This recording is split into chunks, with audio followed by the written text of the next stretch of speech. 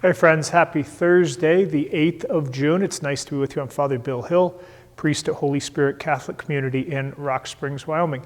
Using a little bit of technology, we'll take a moment, pray with you. I'll give you a reflection on the daily readings. The readings are linked down below.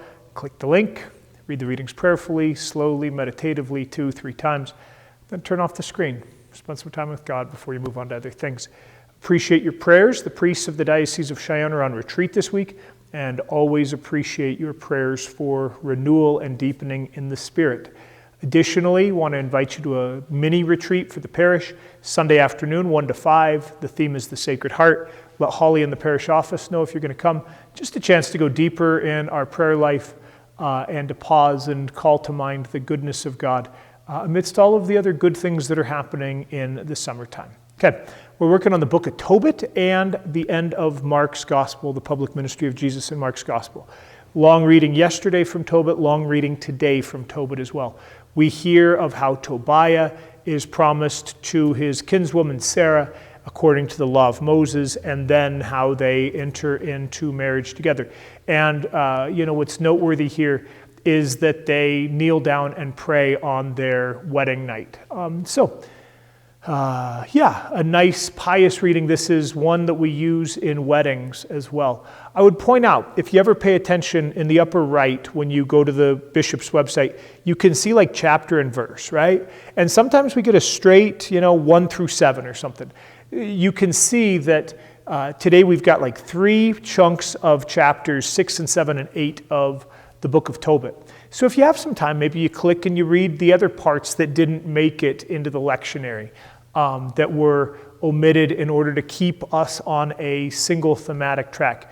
You can read the culmination of Tobiah and Sarah's prayer, which of course is that Tobiah's traveling companion, Azariah, who actually is the Archangel Raphael, bursts in and slays the demon and binds him and things like that.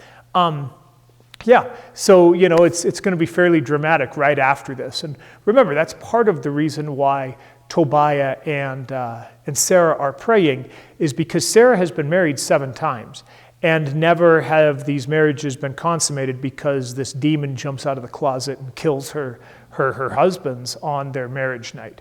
Right? I mean, it's a great story.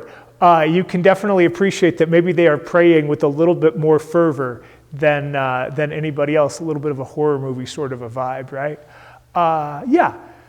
Maybe pray for folks that are entering into marriage. Pray for folks that are in challenging situations in their marriage and romantic relationship.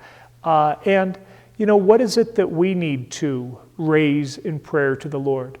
Sarah and Tobiah are able to identify their needs. How about for us? What's on our heart as we turn to the Lord? The Gospel of Mark, we have a teaching moment of Jesus. This is probably another test. We've been hearing double binds and tests of Jesus all week. And so now the question, what's the greatest of all the commandments? And Jesus is going to fall in the camp of Rabbi Hillel, a rabbi of the generation immediately before Jesus, and a very influential rabbi. The great commandment of Jesus is not original with Jesus. It comes from Rabbi Hillel. And, later on this month of June, I'll be celebrating 17 years of ordination. And the more that I live and serve in priesthood, the more that this great commandment of Jesus seems to be a really great place to hang a lot of our focus, right? Love the Lord your God. And I'm going to butcher Mark's translation. So, the Lord our God is Lord alone. You shall love the Lord your God with all your heart, with all your soul, with all your mind, and with all your strength, right? And then the second is this: you shall love your neighbor as yourself. And so you think about our responsibility to love God above everything else, and then to love neighbors as we love ourselves. So kind of 3 areas of attention to love. Love God, love those around us, love ourselves. I oftentimes will say that this is one of those things we don't just add to the to-do list, right? Okay, today I am going to attain the love of God above everything else. This really is a grace. This is the Sacred Heart of Jesus. This is the grace of God inside of us. This is the loving heart of God replacing our own through transformation and grace. And so this is something to very much pray for, because we do not attain this on our own. And just continue to pray for transforming love in everything about us, right? That we breathe in love and that we breathe out, unlove, and that we can love God and hold God above all of the cares of this world and love our neighbors as we love ourselves. So, great commandment of Jesus coming from Hillel, and a great place for us to continue to seek transformation. Read those readings, turn off that screen, spend some time with God. Especially, let's be praying for that love above all other things. All right, happy Thursday, y'all. God bless.